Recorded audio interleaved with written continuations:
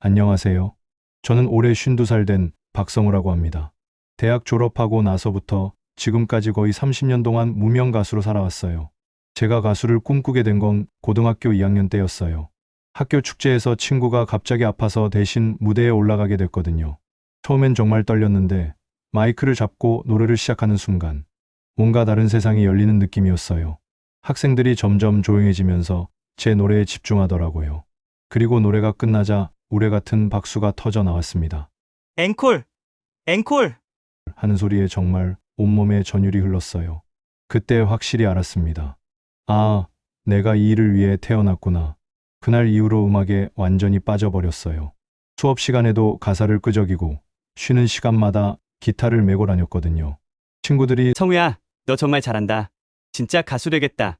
고하면 어깨가 으쓱해졌어요.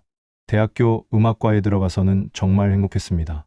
비록 클래식 위주의 수업이었지만 음악을 전공한다는 것 자체가 좋았어요.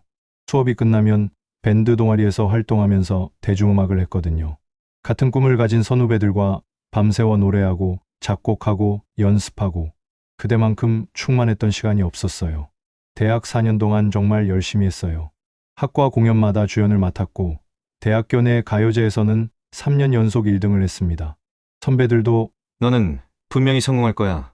라고 격려해줬어요. 그때는 정말 확신했습니다. 졸업하자마자 바로 데뷔할 수 있을 거라고요. 졸업하고 서울로 올라와서 오디션을 보기 시작했어요. 처음 몇 군데 떨어졌을 때도 이런 곳은 내 스타일이 아니야 라고 생각했거든요. 몇 군데는 합격도 했어요. 하지만 제가 원하는 음악과는 거리가 멀더라고요. 아이돌 그룹이나 트로트 같은 걸 하라고 하니까 거절했습니다. 그때는 자신만만했어요. 내 음악을 알아보는 곳이 분명히 있을 거야. 홍대 앞에서 버스킹을 시작했는데 반응이 정말 좋았거든요. 사람들이 발길을 멈추고 들어주고 박수도 쳐주고 돈도 넣어줬어요. 언제 앨범 나와요? 어디서 공연해요? 라고 물어보는 사람들도 있었습니다. 작은 클럽에서 공연할 기회도 생겼어요. 비록 관객이 30명 정도였지만 제 노래를 진짜 좋아해주는 사람들이었거든요. 공연이 끝나면 사인을 요청하는 사람들도 있었어요. 그때는 정말 확신했습니다. 조금만 더 하면 분명히 기회가 올 거라고요. 하지만 시간이 지날수록 주변 시선이 달라지기 시작했어요. 처음엔 친구들도 성우야, 화이팅. 이라고 응원해줬는데 2, 3년이 지나니까 아직도 그거 해? 라는 식으로 바뀌더라고요. 고등학교 동창회에 가면 더 심했어요. 다들 회사에 취직해서 승진 이야기, 결혼 이야기를 하는데 저만 여전히 음악한다고 하니까 처음엔 우와, 멋있다. 고하던 사람들이 나중엔 힘들겠다. 언제까지 할 거야? 라고 하더라고요. 가족들은 더 했어요. 부모님이 처음엔 우리 아들 꿈이 있으니까 응원해주자. 라고 하셨는데 20대 후반이 되니까 태도가 완전히 바뀌었습니다. 성우야, 이제 그만하고 안정적인 일 찾아라. 친구들 봐라, 다 결혼해서 애까지 낳았는데. 친척들 만나면 더 고역이었어요. 아직도 노래해? 돈은 벌어? 이런 질문들 정말 가슴이 찢어지는 것 같았습니다. 하지만 포기할 수는 없었어요. 무대에서 노래할 때의 그 짜릿함, 사람들이 박수 쳐줄 때의 그 감동을 어떻게 포기할 수 있겠어요? 그렇게 20대가 지나가고 30대가 됐습니다. 이제는 정말 주변에서 노골적으로 걱정하기 시작했어요. 성우야, 이제 현실을 봐야 하는 거 아니야? 30대 중반쯤 되었을 때였어요. 그때도 여전히 행사장을 돌아다니면서 노래를 부르고 있었습니다. 웨딩홀이나 돌잔치, 가끔은 회사 워크샵이나 송년회 같은 곳에서요. 사실 조금씩 마음이 무거워지고 있었어요. 20대 때는 이건 그냥 잠깐이야. 곧 기회가 올 거야. 라고 생각했는데 30대가 되니까 현실이 보이기 시작했거든요. 하지만 그래도 포기할 수는 없었습니다. 어느 날 한 중소기업 송년회에서 노래를 부르게 됐어요. 평소와 다름없이 준비해간 레퍼토리를 불렀는데 관객석에서 유독 열심히 박수 쳐주는 여자분이 계셨거든요. 다른 사람들은 대화하거나 핸드폰 보면서 대충 들었는데 그분만은 정말 집중해서 들어주시더라고요. 공연이 끝나고 짐을 정리하고 있는데 그분이 다가왔어요. 정말 노래 잘하시네요. 목소리가 너무 좋아요. 라고 하시더라고요. 이름은 수진 씨였습니다. 그 회사 격리팀에서 일하고 계셨어요. 보통은 수고하셨어요 정도로 끝나는데 수진 씨는 달랐어요. 진짜 프로 가수 같아요. 어떤 노래가 오빠 곡이에요? 라고 물어보시더라고요. 제가 직접 만든 곡도 몇 개 불렀거든요. 아, 그 노래요? 제가 작사 작곡한 거예요 라고 했더니 눈이 반짝반짝하면서 정말요? 완전 좋은데요. 라고 하시는 거예요. 그런 반응을 보인 사람은 정말 오랜만이었어요. 혹시 앨범 같은 거 있으세요? 사고 싶어요. 라고 하시길래 깜짝 놀랐습니다. 그때까지 제 노래를 듣고 앨범을 사고 싶다고 한 사람은 처음이었거든요. 아직 정식 앨범은 없고요. 데모 CD 정도만 있어요 라고 했더니 그것도 좋으니까 주세요. 얼마예요? 라고 하시더라고요. 돈을 받기가 미안해서 그냥 드릴게요 라고 했는데 안 돼요. 음악에는 정당한 값을 지불해야죠. 라고 하면서 꼭 돈을 주시더라고요. 그때 정말 감동받았어요. 그날 이후로 연락처를 주고받게 됐습니다. 수진 씨가 먼저 다음에 공연 있으면 알려주세요. 또 보러 갈게요. 라고 하시더라고요. 처음엔 그냥 립 서비스인 줄 알았어요. 그런데 정말로 오시는 거예요. 제가 이번 주 토요일에 홍대 클럽에서 공연하거든요 라고 했더니 진짜 시간 맞춰서 오시더라고요. 한두 번이 아니었어요. 클럽 공연이든 소규모 카페 공연이든 회사 행사든 시간 되는 한 곡 와서 들어주셨거든요. 그것도 맨 앞자리에 앉아서 정말 진지하게요. 다른 사람들은 제 노래를 배경음악처럼 듣는데 수진 씨만은 마치 콘서트를 보는 것처럼 집중해 주셨어요. 노래가 끝나면 제일 크게 박수도 쳐주시고요. 가끔 공연 후에 커피를 마시면서 이야기했는데 수진 씨는 제 음악을 정말 자세히 들어주셨어요. 오늘 부른 그 발라드 정말 좋았어요. 특히 후렴구 부분에서 감정이 확 살아나더라고요. 라고 구체적으로 말해주시거든요. 그런 피드백을 받으니까 정말 힘이 났어요. 누군가 제 음악을 이렇게 진심으로 들어주고 있다는 게 믿어지지 않았거든요. 수진 씨는 제가 만든 곡을 특히 좋아해 주셨어요. 오빠 목소리랑 오빠가 만든 멜로디가 정말 잘 어울려요. 시중에 나와 있는 노래들보다 훨씬 좋은데요? 라고 하시더라고요. 그 말을 들으니까 다시 희망이 생겼어요. 내 음악이 정말 괜찮은 건가? 아직 기회가 남아있는 건가? 수진 씨 덕분에 다시 확신이 서기 시작했습니다. 수진 씨와 만난 지 1년쯤 지났을 때였어요. 그때는 정말 행복한 시간들이었습니다. 매주 한두 번씩은 만나서 커피도 마시고 제가 새로 만든 곡을 들려주기도 했거든요. 수진 씨는 정말 좋은 청취자였어요. 제가 곡을 들려주면 그냥 좋다. 하고 하는 게 아니라 이 부분에서 멜로디가 올라가는 게 정말 감동적이에요. 이 가사가 가슴에 와 닿아요. 라고 구체적으로 말해주셨거든요. 어느 날은 제가 우울한 상태에서 만든 발라드를 들려줬는데 수진 씨가 눈물을 글썽이시더라고요. 오빠, 이 노래 들으니까 마음이 너무 아파요. 어떻게 이런 곡을 만들 수 있어요? 라고 하셨어요. 그런 반응을 보면 정말 뿌듯했습니다. 내 음악이 누군가의 마음을 움직일 수 있다는 게 이렇게 큰 의미가 있는지 몰랐어요. 하지만 가끔은 현실적인 고민이 들기도 했어요. 어느 날 수진 씨와 카페에 앉아 있는데 제가 이런 말을 했거든요. 수진 씨, 사실 요즘 좀 힘들어요. 왜요? 무슨 일 있어요? 이 나이에 아직도 이렇게 사는 게 맞나 싶어서요. 친구들은 다 안정적인 직장에서 일하고 있는데 저만 여전히 이런 식으로. 수진 씨가 저를 바라보더니 단호하게 말했어요. 오빠, 그런 생각하지 마세요. 하지만 현실적으로 오빠 음악 정말 좋아요. 제가 지금까지 들어본 음악 중에 가장 진짜 같다는 느낌이 들어요. 진짜 같다고요? 네? 다른 가수들 노래는 뭔가 만들어진 느낌이 있는데 오빠 노래는 정말 마음에서 우러나오는 것 같아요. 그 말을 듣고 가슴이 뭉클했어요. 정말 그렇게 생각해요? 당연하죠? 오빠같이 진심으로 음악하는 사람 못 봤어요. 돈 때문에 타협하지도 않고 자기만의 색깔을 지키려고 하고. 수진 씨가 계속 말했어요. 제가 회사에서 일하면서 만나는 사람들 보면 다들 생계를 위해서 일해요. 그런데 오빠는 달라요. 정말 좋아하는 일을 하고 있잖아요. 하지만 돈도 제대로 못 벌고 있는데. 그게 중요한 게 아니에요. 오빠는 꿈을 포기하지 않고 계속 도전하고 있잖아요. 그게 얼마나 대단한 일인지 알아요? 그때 수진 씨 표정이 정말 진지했어요. 저는 오빠가 자랑스러워요. 주변에서 뭐라고 하든 자기 길을 가는 모습이 정말 멋있어요. 그 말을 들으니까 눈물이 날 뻔했어요. 지금까지 이렇게 확신을 가지고 제 음악을 믿어준 사람은 없었거든요. 가족들도 친구들도 모두 현실을 봐라. 하고 했는데 수진 씨만은 달랐습니다. 언젠가는 분명히 사람들이 알아볼 거예요. 오빠 음악이 이렇게 좋은데 어떻게 안 알아볼 수가 있어요? 정말 그럴까요? 확신해요. 시간이 걸릴 수도 있지만 진짜는 언젠가 빛을 발하게 되어 있어요. 그날 이후로 수진 씨가 다르게 보이기 시작했어요. 단순히 제 팬이 아니라 진짜 저를 이해해주는 사람이구나 싶었거든요. 제 꿈을 진심으로 응원해주는 사람 말이에요. 수진 씨와 시간을 보내면서 점점 더 확신이 들었어요.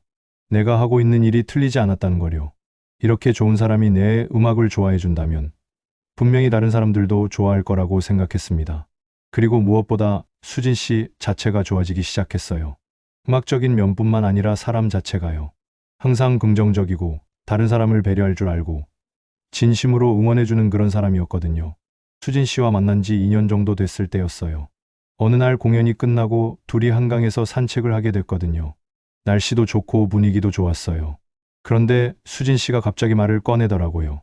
오빠, 저 한 가지 물어봐도 돼요? 네, 뭐든지요. 그 오빠는 결혼 생각 없어요? 깜짝 놀랐어요. 갑자기 결혼 이야기가 나올 줄 몰랐거든요. 결혼이요? 네. 오빠 나이가 벌써 30 중반이잖아요. 맞는 말이었어요. 주변 친구들은 이미 다 결혼해서 아이까지 있는데 저만 혼자였거든요. 사실 생각은 해봤는데요. 그럼 왜 안 해요? 솔직히 말하기가 좀 어려웠어요. 음악 때문에요. 음악 때문에? 네. 아직 제대로 성공하지도 못했는데 결혼부터 하면 책임이 생기잖아요. 그러면 음악에 집중하기 어려울 것 같아서요. 수진 씨가 한참 동안 생각하더니 이렇게 말했어요. 오빠, 그럼 저랑 결혼해요. 정말 깜짝 놀랐어요. 네? 갑자기 왜? 저는 오빠 음악을 좋아해요. 그리고 오빠가 꿈을 이루는 걸 보고 싶어요. 하지만 수진 씨도 아시잖아요. 제가 지금 돈도 제대로 못 벌고 있는데. 수진 씨가 웃으면서 말했어요. 걱정하지 마세요. 제가 일하고 있으니까요. 그게 무슨 말이에요? 제가 생활비는 벌 수 있어요. 오빠는 음악만 생각하세요. 정말 믿어지지 않았어요. 이런 여자가 세상에 있다니. 수진 씨, 그럼 수진 씨는 어떻게 해요? 수진 씨도 꿈이나 하고 싶은 일이 있을 텐데. 제 꿈은 오빠가 성공하는 거예요. 그게 무슨... 정말이에요. 저는 오빠가 유명한 가수가 되어서 많은 사람들한테 사랑받는 모습을 보고 싶어요. 그게 제 꿈이에요. 그 말을 들으니까 가슴이 벅찼어요. 이런 사람을 어디서 또 만날 수 있겠어요? 제 꿈을 자기 꿈처럼 생각해 주는 사람 말이에요. 하지만 조금 고민이 됐어요.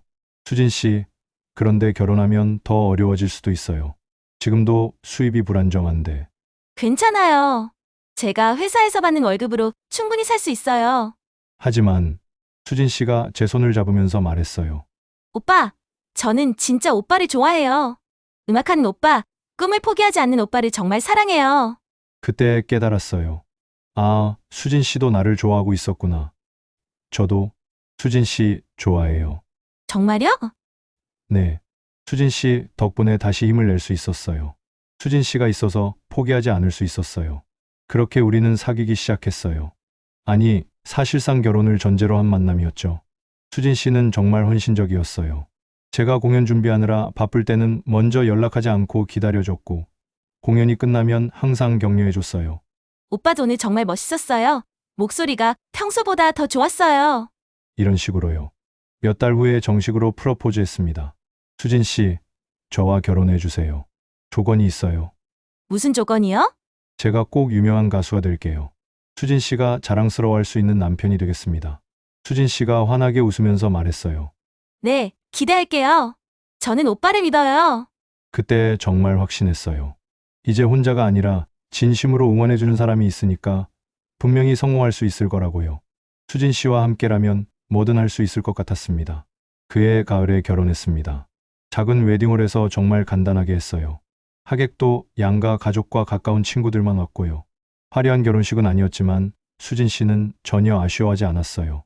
오빠가 유명해지면 그때 다시 큰 리마인드 웨딩 하면 되죠. 라고 하면서 오히려 저를 위로해줬거든요. 신혼여행도 제주도로 2박 3일만 다녀왔어요. 돈이 많지 않았거든요. 하지만 수진 씨는 괜찮아요. 나중에 오빠가 성공하면 세계 여행도 갈 수 있잖아요. 라고 했습니다. 결혼 초기에는 정말 행복했어요.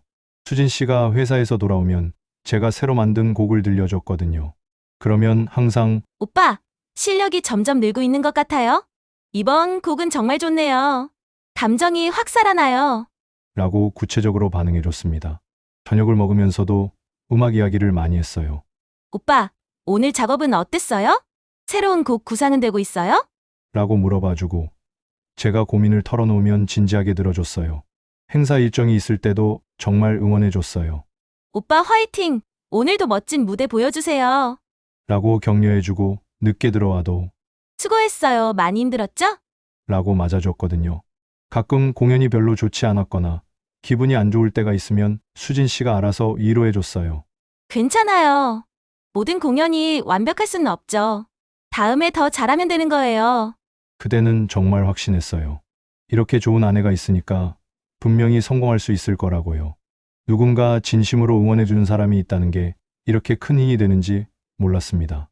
결혼하고 나서 더 열심히 했어요.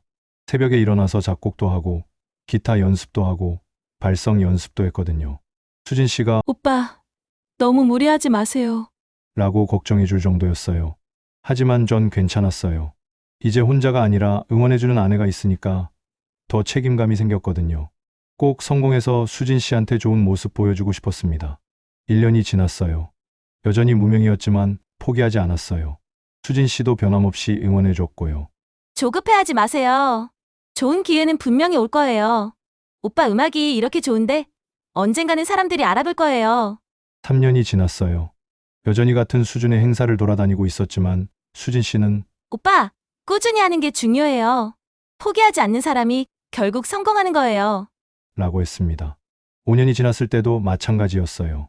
40대 중반이 됐지만 여전히 행사장을 돌아다니고 있었거든요. 그래도 수진 씨는 오빠 목소리는 정말 특별해요. 나이가 들수록 더 깊어지는 것 같아요. 언젠가는 사람들이 알아볼 거예요. 라고 했습니다. 그때까지는 정말 든든했어요. 아무리 힘들어도 집에 돌아가면 따뜻하게 맞아주는 그녀가 있었거든요. 오늘도 수고했어요. 오빠 덕분에 오늘도 누군가는 행복했을 거예요. 라고 하면 모든 피로가 사라졌어요. 수진 씨는 정말 완벽한 아내였어요. 집안일도 다 하고 생활비도 벌고 제 음악 활동도 응원해주고 이런 여자를 만난 게 정말 감사했습니다. 하지만 10년이 지나고 15년이 지나면서 조금씩 뭔가 달라지기 시작했어요. 작년 여름이었어요. 제가 평소처럼 새로 만든 곡을 들려줬는데 수진이의 반응이 예전과 달랐어요. 항상 눈을 반짝이며 집중해서 들어주던 모습이 아니었거든요. 어때? 이번 곡은? 라고 물어봤더니 아, 좋아. 라고만 하고 핸드폰을 만지작거리더라고요. 예전 같으면 여기 이 부분이 특히 좋아요. 이 가사가 정말 와닿네요. 라고 구체적으로 말해줬는데 말이에요. 뭔가 이상하다 싶어서 정말 괜찮은 것 같아? 솔직하게 말해줘 라고 했어요. 그랬더니 수진이가 한참 있다가 좋긴 한데 예전에 만든 곡들과 비슷한 느낌이야. 라고 하더라고요. 그 말이 좀 아팠어요. 물론 틀린 말은 아니었거든요. 15년째 비슷한 스타일의 음악을 하고 있었으니까요. 하지만 수진이가 그런 말을 한 건 처음이었어요. 수진아, 왜 그래? 무슨 일 있어? 아니야. 그냥 조금 피곤해서. 하지만 뭔가 다른 이유가 있는 것 같았어요. 며칠 뒤에도 마찬가지였거든요. 제가 공연 이야기를 하는데 아, 그래. 라고만 하고 딴청을 피우더라고요. 한 달쯤 지났을 때였어요. 수진이가 갑자기 이런 말을 했거든요. 오빠, 우리 결혼한 지 15년이 됐잖아. 그러네. 시간 참 빨라. 그런데 오빠는 아직도 똑같은 일을 하고 있어. 순간 당황스러웠어요. 무슨 뜻이야? 15년 전에도 행사장에서 노래하고 지금도 행사장에서 노래하고 달라진 게 뭐야? 하지만 꾸준히 하고 있잖아. 포기하지 않고. 수진이가 한숨을 쉬더라고요. 오빠, 우리 이제 거의 쉰이야. 나이가 문제가 아니잖아.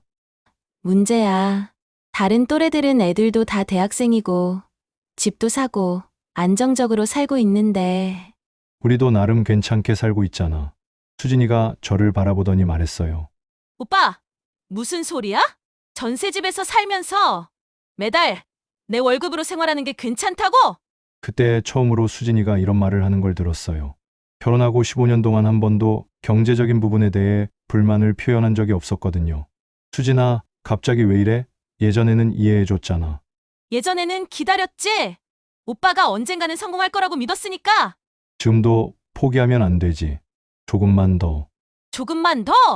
수진이 목소리에 짜증이 섞여 있었어요. 15년 동안 계속 조금만 더였어. 할 말이 없었어요.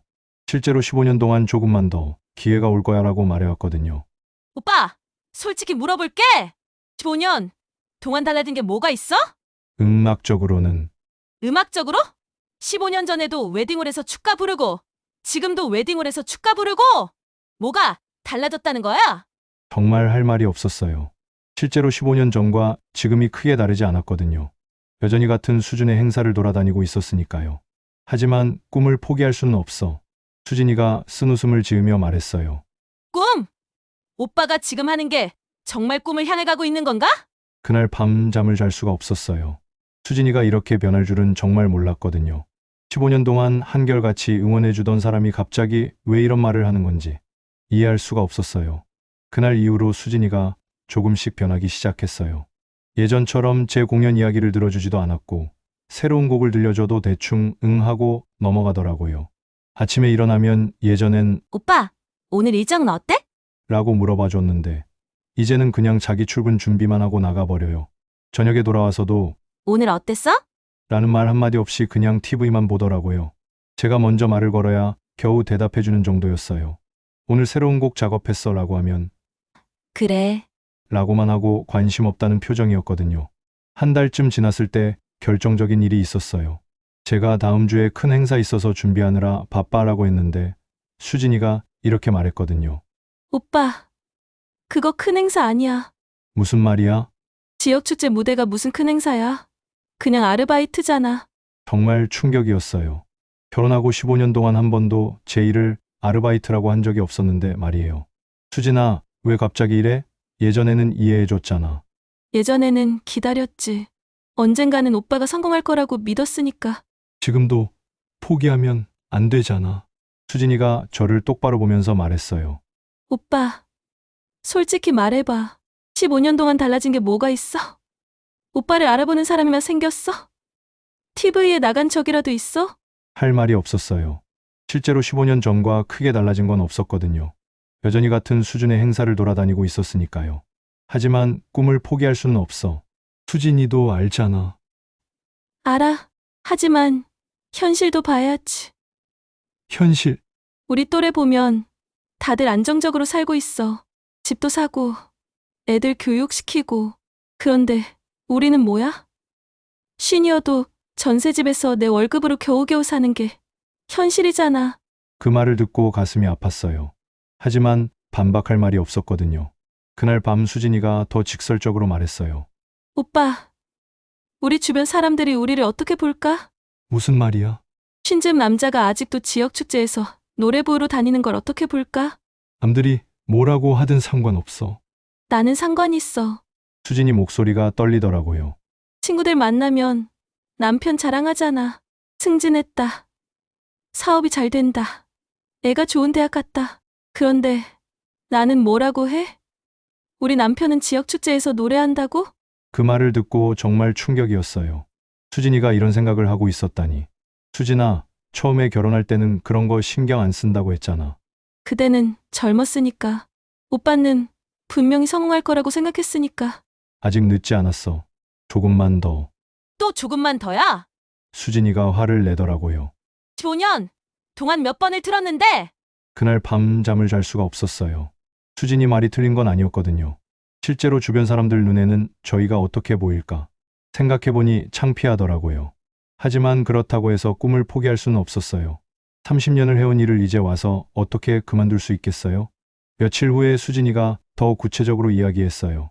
저녁을 먹고 있는데 갑자기 말을 꺼내더라고요.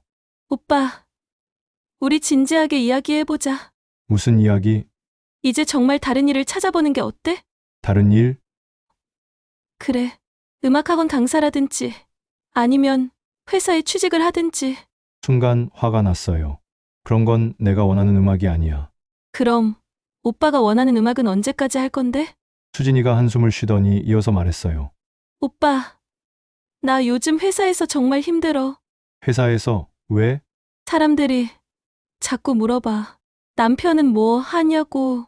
처음엔 음악한다고 했는데 이제는 뭐라고 대답해야 할지 모르겠어. 그런 고민을 하고 있었다니.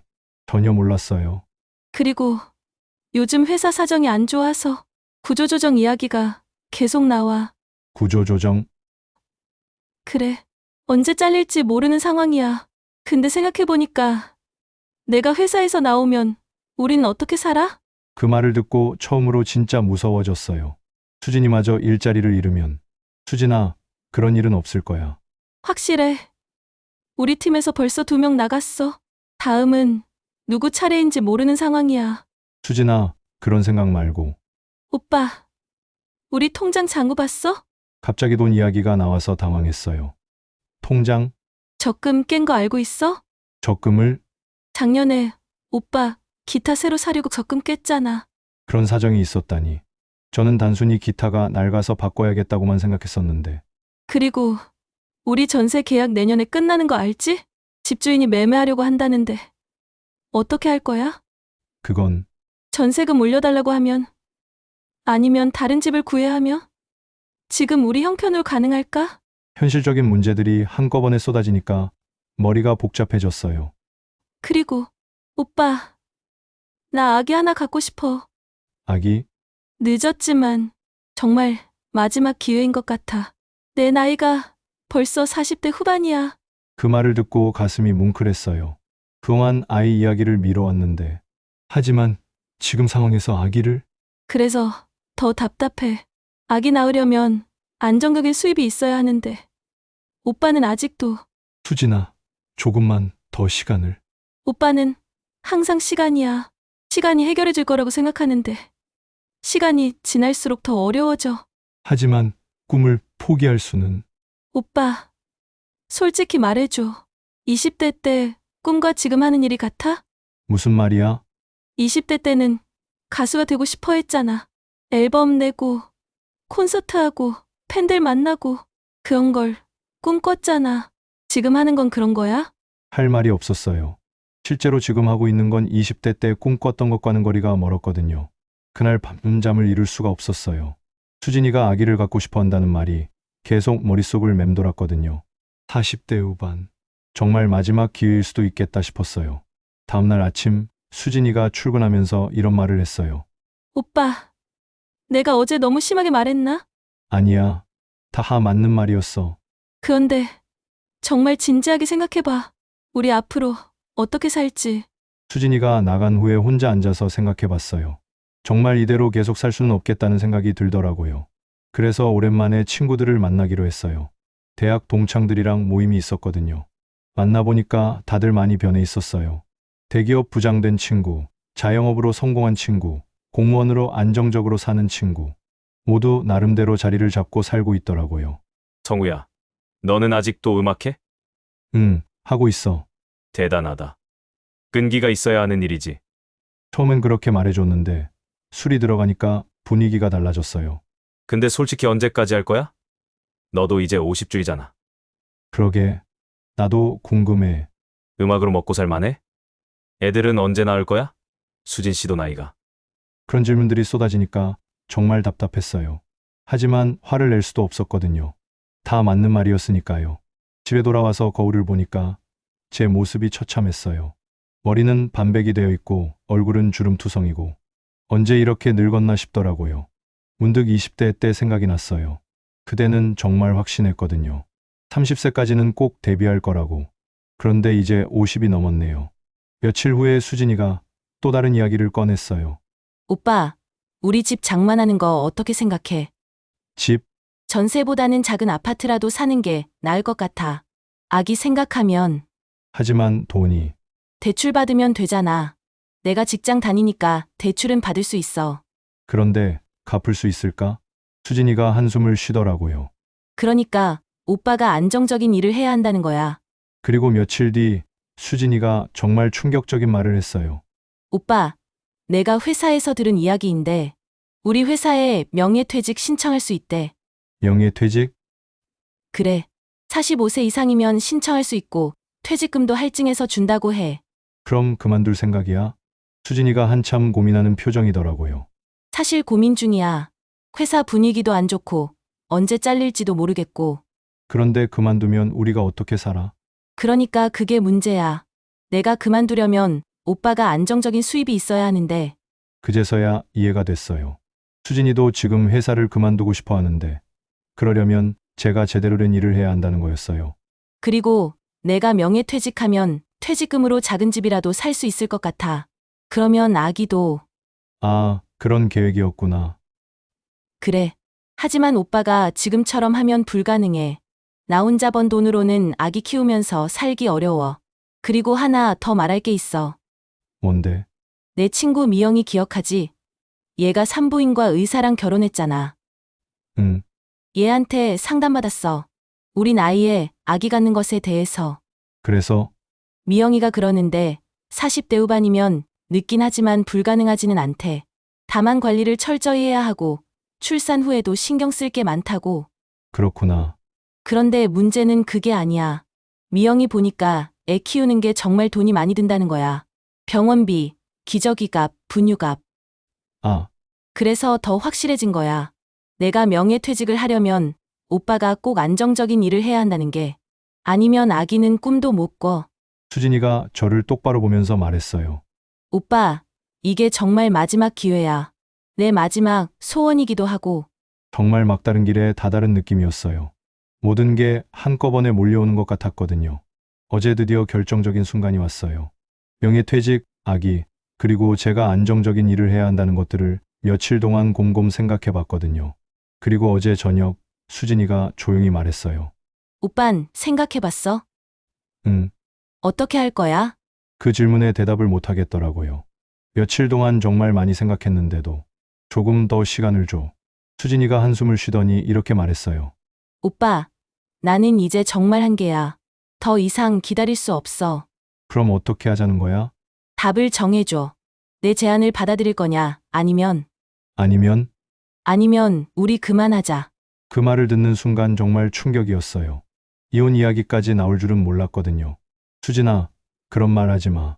나도 하기 싫어. 하지만 이렇게 계속할 수는 없잖아. 그렇게 말하고 수진이가 방으로 들어가 버렸어요. 저는 지금도 혼란스러워요. 밤새 잠을 못 자고 생각해 봤거든요. 한편으로는 수진이가 이해가 가요. 15년 동안 혼자서 생활비를 벌면서 저를 뒷바라지해 줬는데 이제 지칠 만도 하죠.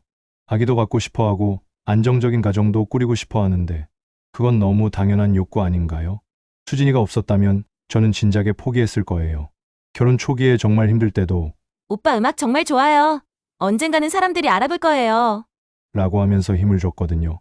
제가 우울할 때도 돈이 없어서 힘들 때도 주변에서 뭐라고 할 때도 항상 제 편이 되어줬어요. 오빤 꿈을 포기하지 마세요. 라고 하면서요. 그런 수진이가 이제 지쳤다고 하니까 정말 미안하고 고마운 마음이 들어요. 하지만 다른 한편으로는 꿈을 포기할 수가 없어요.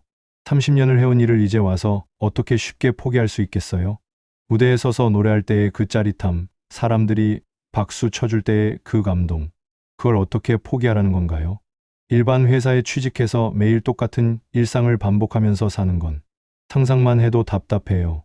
그건 제가 원하는 삶이 아니거든요. 그렇다고 수진이를 붙잡을 수도 없어요. 15년 동안 충분히 참아줬는데 이제 그만하겠다고 하는데 어떻게 더 기다리라고 할 수 있겠어요? 만약 수진이가 정말 떠난다면 저는 혼자서라도 음악을 계속할 수 있을까요? 경제적으로도 힘들 것이고 정신적으로도 외로울 텐데. 하지만 그렇다고 해서 꿈을 포기하고 수진이가 원하는 대로 안정적인 직장을 구한다면 과연 그게 맞는 선택일까요? 평생 후회하면서 살게 되지 않을까요? 정말 답이 없는 것 같아요. 사랑하는 사람을 위해 꿈을 포기할 것인가? 아니면 꿈을 위해 사랑하는 사람을 포기할 것인가? 여러분이라면 어떻게 하실 건가요? 15년 동안 저를 뒷바라지해준 아내를 위해 꿈을 접을 것인가요? 아니면 30년간 지켜온 꿈을 위해 아내와 헤어질 것인가요? 저는 정말 모르겠어요.